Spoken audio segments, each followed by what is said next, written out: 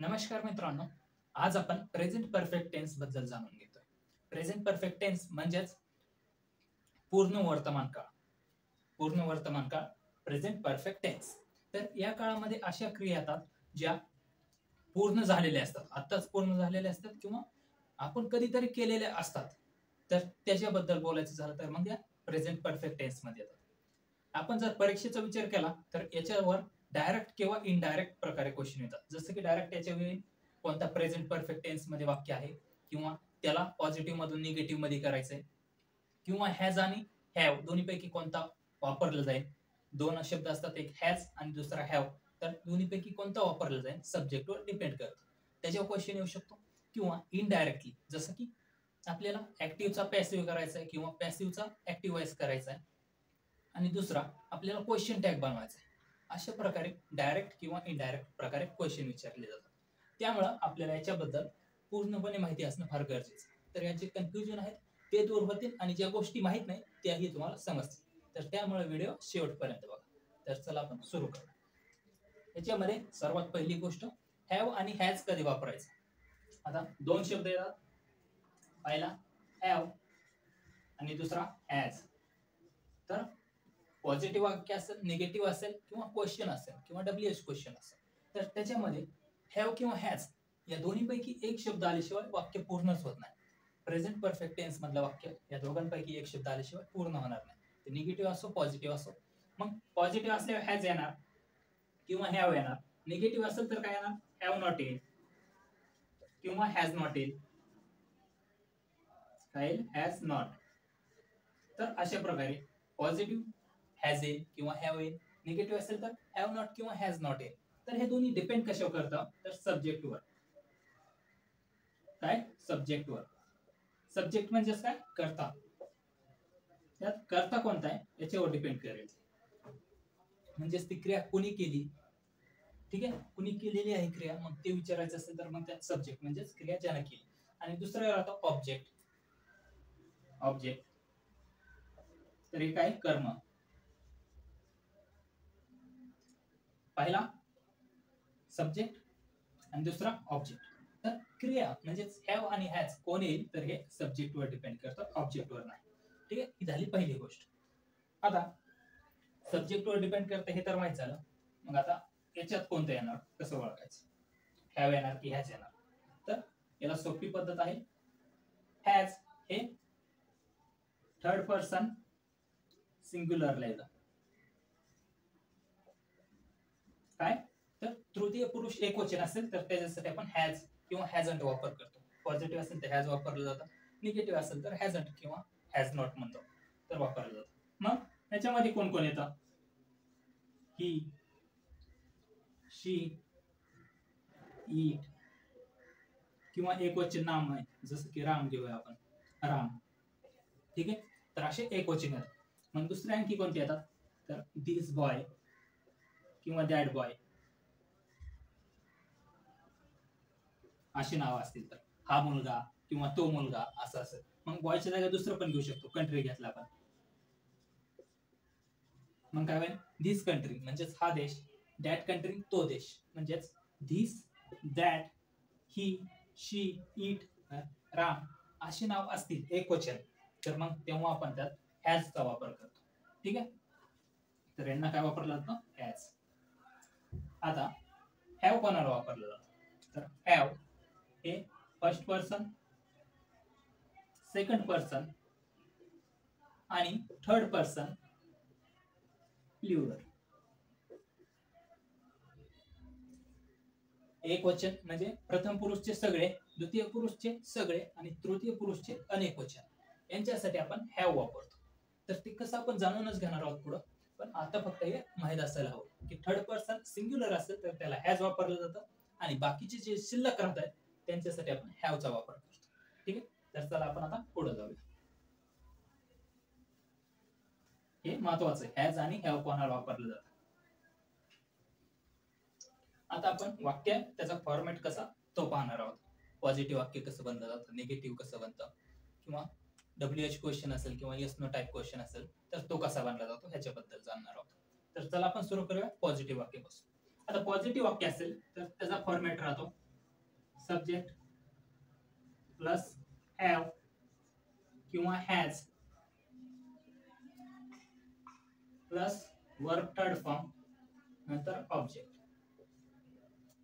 Subject, have किंवा has, वर्बचा third form आणि object. आता वर्बच्या थर्ड फॉर्म बद्दल बोलायचं झालं तर थर्ड फॉर्म हा परफेक्ट टेन्स असेल तर त्याला थर्ड फॉर्म वापरतो. मग तो कोणताही परफेक्ट टेन्स असेल, पास्ट परफेक्ट टेन्स असेल, प्रेझेंट परफेक्ट टेन्स असेल किंवा फ्युचर परफेक्ट टेन्स असेल.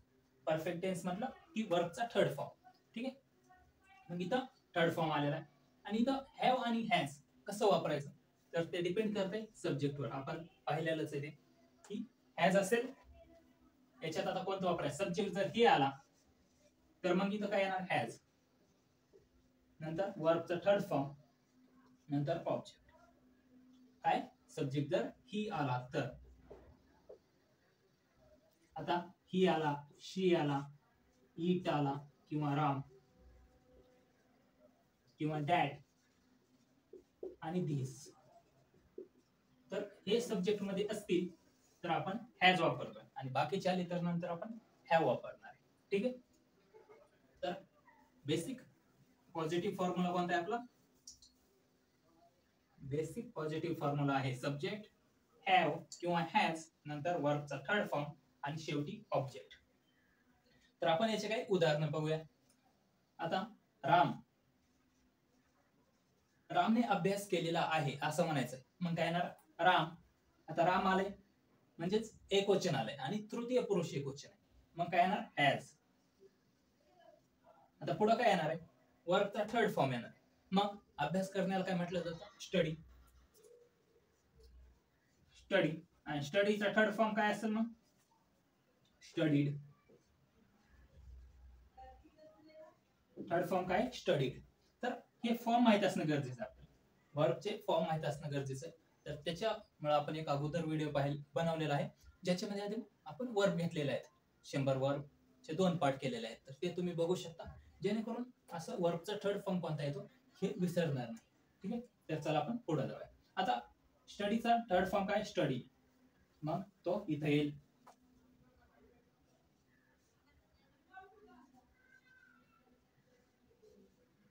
Ram has studied. रामनं अभ्यास केलेला आहे. ठीक आहे. तर अशा प्रकारे वाक्य बनलं. आणि ऑब्जेक्ट असेल तर वापरलं जातं. इथं ऑब्जेक्टची गरज असेल तर वापरतात, नाही तर वापरलं जात नाही. ऑब्जेक्ट म्हणजेच काय तर कर्म. काय गोष्ट केली म्हणजे कर्म काय असतं तर क्रिया ज्याच्यावर घडली त्याला आपण कर्म म्हणतो. मग ते प्रेझेंट असेल तर वापरलं जातं, नाहीतर एवढं वाक्य पण पूर्ण आहे. ठीक आहे. तर अशा प्रकारे वापरलं. आता प्रेझेंट परफेक्ट टेन्स कुठं वापरला जातो तर हा असतो क्रिया भूतकाळात झाली. पहिलं काय क्रिया झाली पूर्ण. क्रिया काय झाली पूर्ण झाली.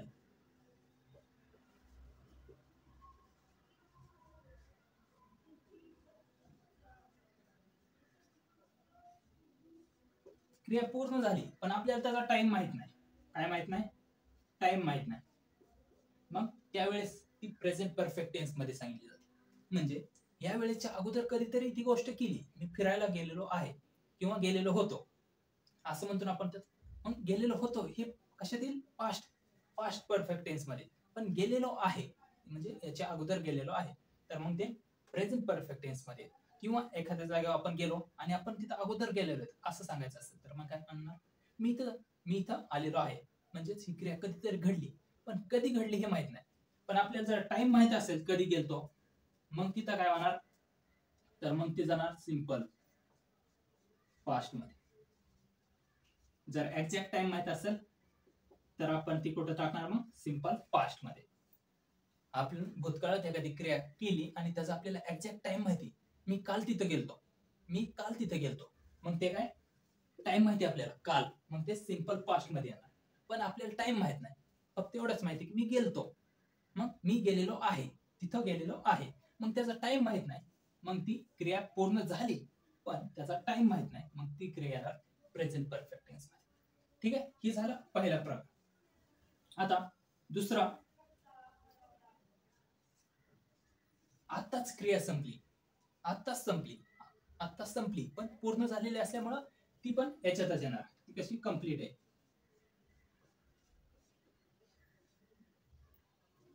कंप्लीट झाली कधी, आत्ताच झाली, मग ती पण कशात येणार, प्रेझेंट परफेक्ट टेन्स मध्ये. ठीक आहे, तर ह्या दोन गोष्टी राहतात मेन.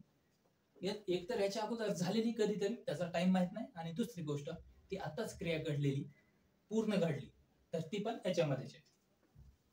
ठीक आहे, तर असे दोन मेन फॅक्टर राहतात प्रेझेंट परफेक्ट टेन्सचे. तर चला आपण त्याच्याकडे वळूया. आता हे झालं सिंपलचा, सॉरी पॉझिटिव्हचा. हे काय, पॉझिटिव्ह.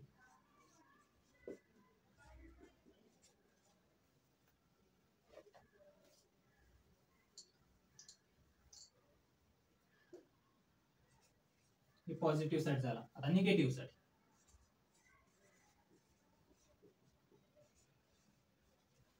आता निगेटिव्हला काय येणार, तर सब्जेक्ट प्लस हॅव किंवा हॅज, नंतर नॉट, वर्बचा थर्ड फॉर्म आणि ऑब्जेक्ट. निगेटिव्ह साठी आहे सब्जेक्ट, हॅव किंवा हॅज, नंतर नॉट आणि वर्बचा थर्ड फॉर्म आणि शेवटी ऑब्जेक्ट. तर याच्यात दुसरी गोष्ट ऍड कोणती झाली, तर नॉट. स्ट्रक्चर सेम आहे, पॉझिटिव्ह सारखंच आहे, फक्त नवीन गोष्ट आली ती म्हणजे नॉट. आता इथं कोणतं, हॅव येणार की हॅज येणार, पहिल्यासारखाच रूल आहे. थर्ड पर्सन सिंग्युलर असेल तर हॅज येणार आणि बाकीच्यांसाठी हॅव येणार. हे दोघं डिपेंड कशावर करतात, तर सब्जेक्टवर. ऑब्जेक्ट कितीही असो किंवा कोणताही असो किंवा नसो, यांच्यावर काहीच इफेक्ट होत नाही. ठीक आहे, हे ऍक्टिव्ह वॉइस बद्दल बोलतो. हे सगळं जे सांगतोय ते ऍक्टिव्ह वॉइस बद्दल आहे. आणि पॅसिव्ह वॉइस मध्ये सांगायचं झालं तर ऑब्जेक्टवर हे दोघं डिपेंड करतात. ठीक आहे, ते आपण नंतर पाहणार. तर ऍक्टिव्ह वॉइस मध्ये बोलायचं झालं तर हॅव आणि हॅज हे सब्जेक्टवर डिपेंड करतात. मग इथं जर हॅव नॉट आलं, मग काय, यालाच आपण शॉर्ट फॉर्म मध्ये लिहू शकतो, हॅवंट.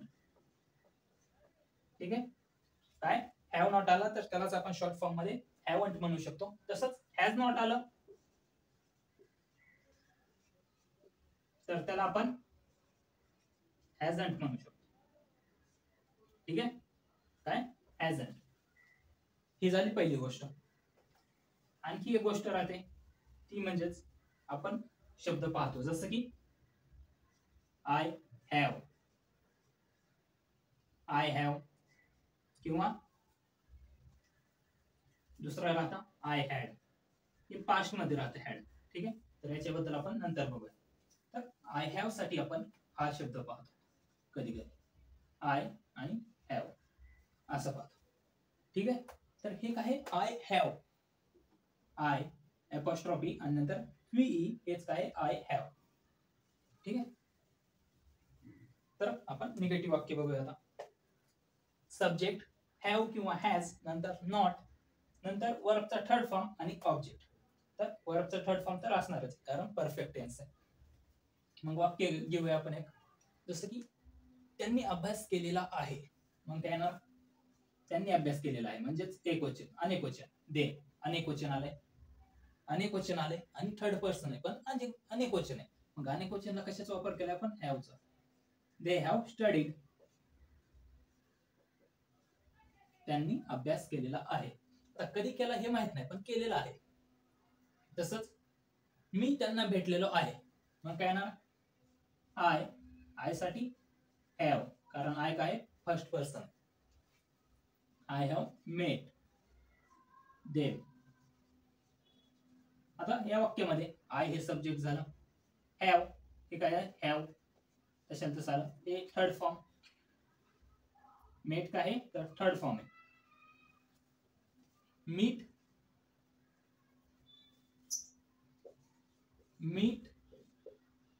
चा थर्ड फॉर्म आहे मेट. ठीक आहे, मीटचा थर्ड फॉर्म काय, मेट, तर हा थर्ड फॉर्म आणि हा ऑब्जेक्ट. देम काय आहे तर ऑब्जेक्ट आहे,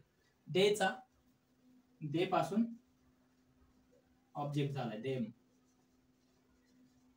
ठीक आहे, तर हे ऑब्जेक्ट आहे. मग ऑब्जेक्टवर यातली कोणतीच गोष्ट डिपेंड करत नाही.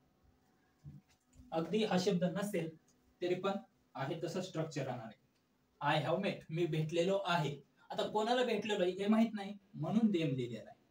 मी त्यांना भेटलेलो आहे, मग काय ऑब्जेक्ट आला. ठीक आहे, तर हे सगळं हॅव किंवा हॅज असेल ते सब्जेक्ट वर डिपेंड करते. हे पॉझिटिव्ह वाक्य झालं. आता ह्या वाक्यापासून आपल्याला निगेटिव्ह बनवायचंय. मग काय होणार? मी त्यांना भेटलेलो नाही. I have not. I have not met them. तर हे दोन वाक्यात बदल काय झाला? फक्त नॉट आला. आय हॅव मेट देम, मी त्यांना भेटलेलो आहे, आणि दुसरा I have not met them, मी त्यांना भेटलेलो नाही. बाकीचं वर्बचा फॉर्म वगैरे काही बदलत नाही, फक्त नॉट ऍड झालेलं आहे. ठीक आहे, जसं की इथं पण फॉर्म्युल्यामध्ये फक्त नॉट ऍड झाले, बाकीच्या गोष्टी आहेत तशाच. तर चला आपण आता पुढचा पाहूया.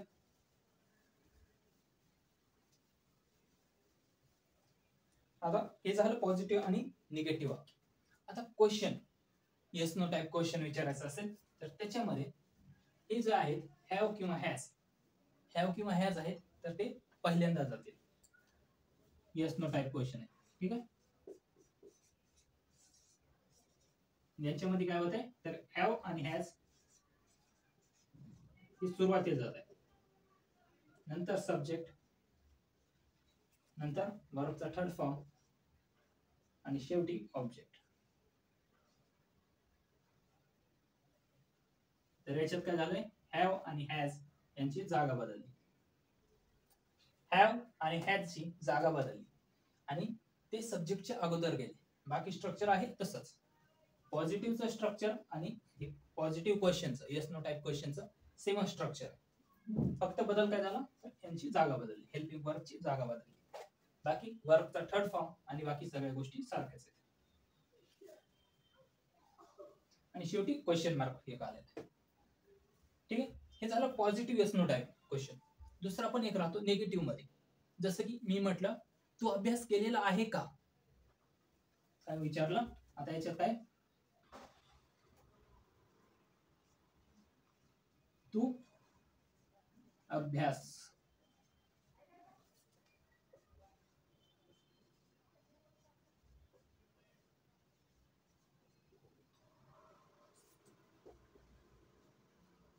तू अभ्यास केलेला आहे का. आता दुसरा निगेटिव्ह मध्ये काय म्हणणार, तू अभ्यास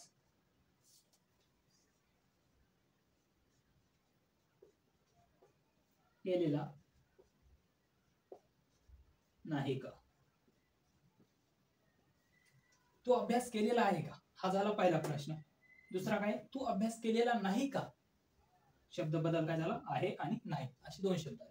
मग जे वर्स आहे हे झालं positive yes no type question, आणि निगेटिव्ह मध्ये नाही शब्द येतोय. मग त्याचं स्ट्रक्चर कसं असणार,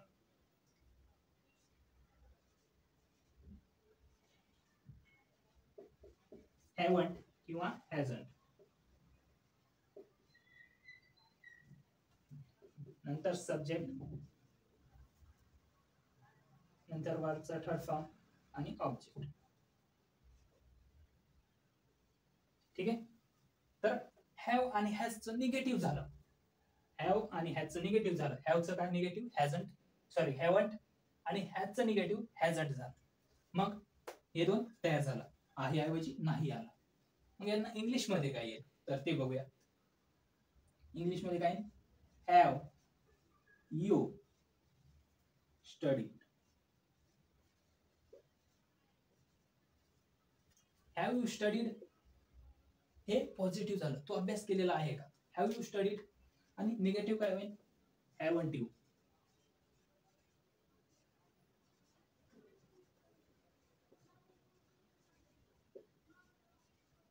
ठीक आहे, हॅव यू स्टडीड तू अभ्यास केलेला आहे का, आणि निगेटिव्ह काय, हॅवंट यू स्टडीड तू अभ्यास केलेला नाही का. ठीक आहे, तर हे काय निगेटिव्ह. मग याचे दोन उत्तर येतील, पहिला यस आणि दुसरा नो. मग याच्या पुढे येईल यस मध्ये, yes I have studied. I have studied, हो मी अभ्यास केलेला आहे. आणि याचं उत्तर येईल नो आय हॅवंट स्टडीड, नाही मी अभ्यास केलेला नाही. तर अशा प्रकारे यस नो टाइप क्वेश्चन म्हटलं. याला यस नो टाइप क्वेश्चन का म्हटलंय तर यस आणि नो अशा दोन प्रकारे उत्तर दिली जाऊ शकतात. त्याच्यामुळे यांना येस नो टाइप क्वेश्चन म्हणतात. ठीक आहे, तर चला आपण पुढे जाऊया.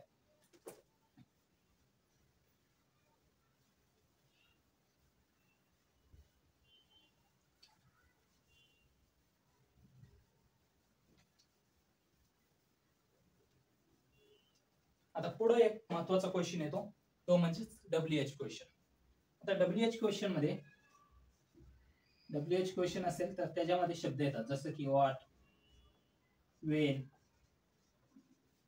हाऊ, वेअर, विच, वाय, असे हे मेन WH वर्ड येतात याच्यामध्ये. What, when, how, where, which, why. What म्हणजे काय, वेन म्हणजे केव्हा, हाऊ म्हणजे कसं, वेअर म्हणजे कोठे, विच म्हणजे कोणता, वाय म्हणजे का. तर अशा प्रकारे WH क्वेश्चन म्हणजे तू अभ्यास केलेला आहे का, हा झाला येस नो टाइप क्वेश्चन. पण तू काय अभ्यास केलेला आहे मग असं विचारायचं असेल तर मग त्याच्यात WH वर्डचा वापर होतो. तर चला त्याचं स्ट्रक्चर बघूया अगोदर. WH क्वेश्चन त्याचं स्ट्रक्चर आहे WH वर्ड वर. WH म्हणजे काय, WH वर्ड आणि पुढं हॅव किंवा हॅज,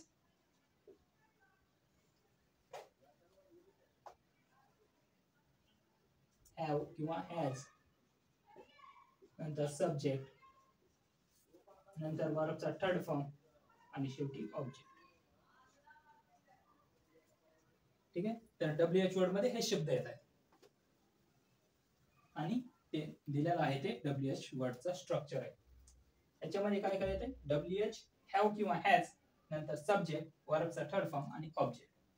तर सेम स्ट्रक्चर आहे, या स्ट्रक्चर सारखं सेम आहे, फक्त ऍडिशन झाली एका गोष्टीची, ते म्हणजे WH क्वेश्चन असेल तर सुरुवातीला WH ऍड होतोय आणि बाकी स्ट्रक्चर आहे तसं सेमच राहतंय, positive yes no type question सारखं. ठीक आहे, येस नो टाइपचं स्ट्रक्चर आहे त्याचप्रमाणे WH आहे, फक्त ऍडिशन आहे WH वर्डची. तिथं मग व्हॉट, वेअर, विच, हाऊ अशी वेगवेगळे WH वर्ड येतात. तर एक उदाहरण घेऊया. तू कुठे गेलेला आहे, ठीक आहे, तू कुठे गेलेला आहे म्हणजेच तो आत्ताच कुठेतरी गेलाय, मग ते विचारायचे. मग कसं विचारणार, तू कुठं गेलेला आहे, मग कसं काय म्हणणार त्याला, वेअर हॅव यू गॉन. तू कुठं गेलेला आहे. मग याचं उत्तर असेल तर ते कशात येणार, वेअर म्हणजेच ठिकाणाबद्दल उत्तर येणार. इथं वेअर काय ठिकाण आहे, उत्तर येणार ते ठिकाण सांगण्यात येणार ते उत्तराला. तू कशाचा अभ्यास केलेला आहे, व्हॉट, मग काय येणार, व्हॉट हॅव यू स्टडीड. त्यांनी काय प्लॅन केलेला आहे, व्हॉट हॅव दे प्लॅन्ड. ठीक आहे, पुढं आणखी तो त्यांनी काय लिहिलेलं आहे, व्हॉट हॅज, काय येणार, व्हॉट हॅज ही रिटन. त्यांना काय लिहिलेलं आहे, व्हॉट, काय व्हॉट हॅज का आलं तर इथं थर्ड पर्सन सिंग्युलर आहे, थर्ड पर्सन सिंग्युलर असल्यामुळे हॅज आले आणि रिटन वर्बचा थर्ड फॉर्म. ठीक आहे, तर हे आपल्याला सगळं माहित असलं पाहिजे. जर हॅव आलं किंवा हॅज आलं तर पुढे कोणता सब्जेक्ट येतोय, तर आपण शेवटी एवढंच लक्षात ठेवणं गरजेचं आहे. तर हॅज असेल तर third singular, third person singular असायला पाहिजे. ठीक आहे, ही फार महत्वाची गोष्ट आहे. नंतर वर्बचा थर्ड फॉर्म असायला पाहिजे आणि बाकी तर या स्ट्रक्चर मध्ये आहेच. दोन गोष्टी महत्वाच्या आहेत, हॅज कधी वापरायचं आणि वर्बचा थर्ड फॉर्म कायम वापरायचं, पॉझिटिव्ह वाक्य असो, निगेटिव्ह असो किंवा WH क्वेश्चन असो. ठीक आहे, तर अशा प्रकारे स्ट्रक्चर झालेलं. आता आपण एक क्वेश्चन टॅग घेऊया जो की मी म्हटला होता. क्वेश्चन टॅग घेऊया, जसं की आपल्याला वाक्य दिले, आपल्याला परीक्षेमध्ये वाक्य काय दिले, ही हॅज गॉन असं वाक्य दिलेलं. ही हॅज गॉन, तो गेलेला आहे. मग ही हॅज गॉन, तो गेलेला आहे, याचा आपल्याला क्वेश्चन टॅग बनवा म्हटलेलं आहे. मग क्वेश्चन टॅग कसा बनवला जातो, तर हे आहे तसंच वाक्य लिहिलं जातं पहिलं. ही हॅज गॉन हे झालं पहिलं. नंतर कॉमा दिला जातो, तर आपण हे डिटेल मध्ये नंतर पाहणार आहोत, पण हे टॉपिकशी कसं रिलेट करतंय ते पाहतोय आपण. ठीक आहे, ही हॅज गॉन तो गेलेला आहे. मग हे झालं कॉमा दिला, आणि त्याच्या पुढे आता जर इथं पॉझिटिव्ह असेल तर इकडे निगेटिव्ह होता, इथं निगेटिव्ह असेल तर इकडे पॉझिटिव्ह होता. ठीक आहे, तर आता हे पॉझिटिव्ह वाक्य, कारण हा फॉर्म्युला फॉलो करते, सब्जेक्ट हॅज आणि वर्बचा थर्ड फॉर्म, त्याच्यामुळे काय झालं पॉझिटिव्ह. मग इकडे निगेटिव्ह होणार आहे, म्हणजेच खालचं नाही. मग निगेटिव्ह होणार आहे, तर निगेटिव्ह काय येते, इथे हॅज आले, मग खाली काय येते हॅज नॉट, आणि इकडं काय झालं पॉझिटिव्ह वाक्य. आणि आपल्याला क्वेश्चन टॅग बनवायचा आहे. काय क्वेश्चन टॅग बनवायचा आहे, म्हणजेच पॉझिटिव्ह असेल तर हे निगेटिव्ह फॉलो करणार. कोणतं निगेटिव्ह, तर यस नो टाइप क्वेश्चन मधलं निगेटिव्ह स्ट्रक्चर. आणि जर इथं पॉझिटिव्ह निगेटिव्ह हे असेल वाक्य, तर ते मग पॉझिटिव्ह यस नो टाइपचं स्ट्रक्चर फॉलो करणार. तर हे डिटेल मध्ये आपण नंतरच पाहणार आहोत, पण आता या वाक्यासाठी एवढंच लक्षात ठेवायचं की आता हे पॉझिटिव्ह स्ट्रक्चर दिलेलं आहे आपल्याला, सब्जेक्ट हॅज आणि वर्बचं थर्ड फॉर्म. म्हणजेच आपल्याला आता फॉलो करायचं ते हे वाक्य यस नो टाइप क्वेश्चन मधलं निगेटिव्ह वाक्य. मग त्याचं काय हॅवंट किंवा हॅझंट आणि सब्जेक्ट. मग आता सब्जेक्ट तर आपला ही आहे, मग काय फॉलो होणार हॅज, काय हॅझंट, मग काय येणार इथं हॅझंट, आणि पुढं काय सब्जेक्ट, सब्जेक्ट काय ही झालं, आणि शेवटी क्वेश्चन द्यायचं, काय क्वेश्चन मार्क द्यायचं, एवढंच आहे. हे झालं question tag. He has gone hasn't he, तर काय घेतलं हॅवंट किंवा हॅझंट आणि नंतर सब्जेक्ट जो की आपण लिहिलेला आहे. तर एवढंच राहतं क्वेश्चन टॅग मध्ये, सोपे राहतं, आणि त्याच्यामुळे आपल्याला हे बेसिक माहित असणं गरजेचं. एवढं माहित असेल तर हे आपलं होऊन जातं. ठीक आहे, हे झालं आपला क्वेश्चन टॅग बद्दल. पुढचा राहतो ऍक्टिव्ह आणि पॅसिव्ह मध्ये. आता ऍक्टिव्ह आपल्याला जसं की वाक्य देतात ते पॅसिव्ह व्हॉइसचं,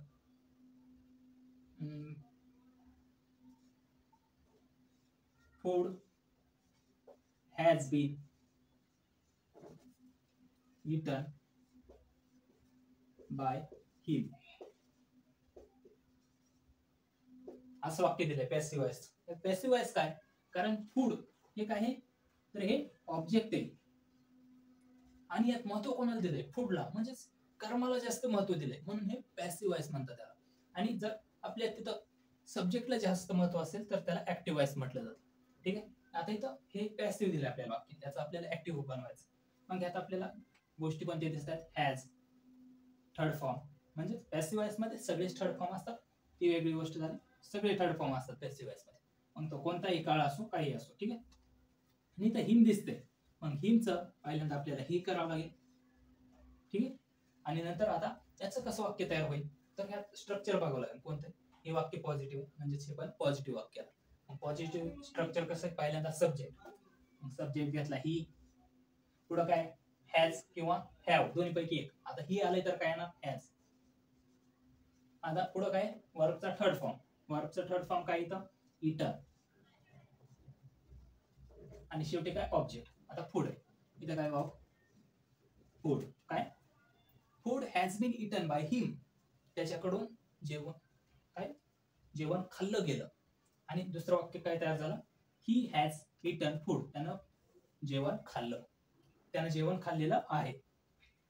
तर हे झालं ऍक्टिव्ह वॉइस, काय सब्जेक्ट हॅव किंवा हॅज, नंतर वर्बचा थर्ड फॉर्म आणि ऑब्जेक्ट. तर हे आपण पॅसिव्ह वॉइस पासून आपण ऍक्टिव्ह वॉइस तयार केलं. ठीक आहे, तर अशा प्रकारे ह्या स्ट्रक्चरचा आपल्याला फायदा होतो. या स्ट्रक्चरचा वापर करून आपण कोणतंही वाक्य क्वेश्चन टॅग असो किंवा ऍक्टिव्ह पॅसिव्ह वॉइस असो त्यांना आपण कन्वर्ट करतो. आणि बाकीच्या काही गोष्टी महत्त्वाच्या आहेत ज्याच्यावर प्रश्न विचारला जातो आणि या स्ट्रक्चरची मदत होते, तर त्याच्याबद्दल आपण नंतर जाणून घेणार आहोत. तर आज आपण इथंच थांबूया आणि भेटूया पुढच्या व्हिडिओमध्ये नवीन टॉपिकशी लवकरच. धन्यवाद.